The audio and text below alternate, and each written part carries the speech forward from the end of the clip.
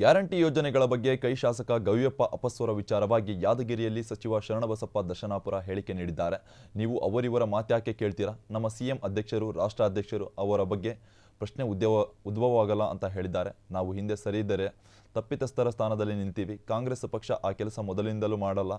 Guarantee cut ಮಾಡುವ ವಿಚಾರ ಶಾಸಕರು ಹೇಳಬಹುದು, ಆದರೆ ಸರ್ಕಾರ ಅಂತಿಮವಾಗಿ ಸರ್ಕಾರ ನಿರ್ಧಾರ ಮಾಡುತ್ತೆ ಎಂದು ಹೇಳಿಕೊಂಡಿದ್ದಾರೆ.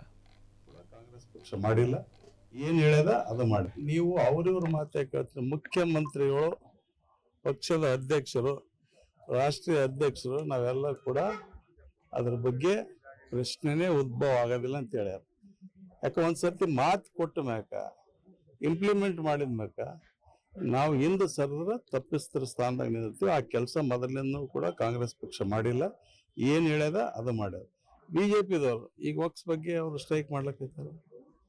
ಮತ್ತು ಯಾರ ಟೈಮ್ನಾಗ ನೋಟಿಸ್ಗಳು ಬಿಜೆಪಿ ಅಧಿಕಾರದಾಗ ಇದ್ದಾಗೆ ನೋಟಿಸ್ಗಳು ಹೋಗ್ಯಾರಲ್ಲ, ಮತ್ತು ಈಗ ಅವ್ರು ಸ್ಟ್ರೈಕ್ ಮಾಡ್ಲಕ್ಕೆ ಬಂದಾಗ್ಯಾರ. ಅವರು ಜನರಿಗೆ ಮೋಸ ಮಾಡಿ ಈಗ ರೈತರ ಬಗ್ಗೆ ಅವಾಗ ನೋಟಿಸ್ ಕೊಡೋ ಟೈಮಿಗೆ ರೈತರ ಬಗ್ಗೆ ಬಂದಿಲ್ಲ. ಅವರು ಕೇಳ್ರಿ, ಇಲ್ರಿ ಕರೆಕ್ಟ್ MLA ಹೇಳಿದ್ರೆ MLA ಹೇಳ್ಬೋದು.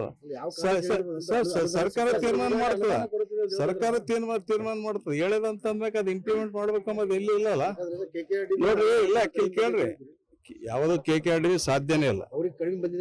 ಕಡಿಮೆ ಬಂದ್ರೆ ಇದ್ರ ಪ್ರಕಾರ SD ಅದು ನಂಜುಂಡಪ್ಪ ಅವ್ರದ್ದು ಆಧಾರ ಮೇಲೆ ಟೌನ್ದವ್ರಿಗೆ ಕಡಿಮೆ ಬರ್ತದೆ. ಅವ್ರು ಒಬ್ರಿಗೆ ಬಂದಿಲ್ಲ. ಅವ್ರು ಯಾಕೆ ಕಂಟೆಸ್ಟ್ ಹೇಳ್ಯಾರು, ಯಾಕೆ ಕೆಲಸದಾಗ ಹೇಳೋ ಗೊತ್ತಿಲ್ಲ. KKRDB ಇಲ್ಲಿವರೆಗೂ ಕೂಡ ಏನ್ ನಂಜುಂಡಪ್ಪ ವರದಿ ಆಧಾರ ಮೇಲೆ ಏನು ಫಿಕ್ಸ್ ಮಾಡ್ಯಾರ ಅದ್ರ ಪ್ರಕಾರ ಬರ್ಲಕ್ಕೈತದ. ಮತ್ತು ಮುಖ್ಯಮಂತ್ರಿಯವರು ಕೂಡ ಅದು ಇದು ಮಾಡ್ಲಕ್ ಮತ್ತೊಂದು ಕಮಿಟಿ ಮಾಡ್ಯಾರ. ಅದಾದ್ಮೇಲೆ ಯಾವ್ಯಾವ ತಾಲೂಕುಗಳು ಹಿಂದುಳಿದಾವ, ಯಾವ ಜಿಲ್ಲೆಗಳಿಂದ ಅದು ಟೌನ್ ಆಟೋಮೆಟಿಕ್ ವಡಗೇರಿಗೆ ಹೆಚ್ಚು ಬರ್ತದೆ, ಯಾದಗಿರಿ ಕಡಿಮೆ ಬರ್ತದೆ. ಟೌನ್ ಪ್ರಶ್ನೆ ಪರ್ಟಿಕ್ಯುಲರ್ ಶಕ್ತಿ ಯೋಜನೆ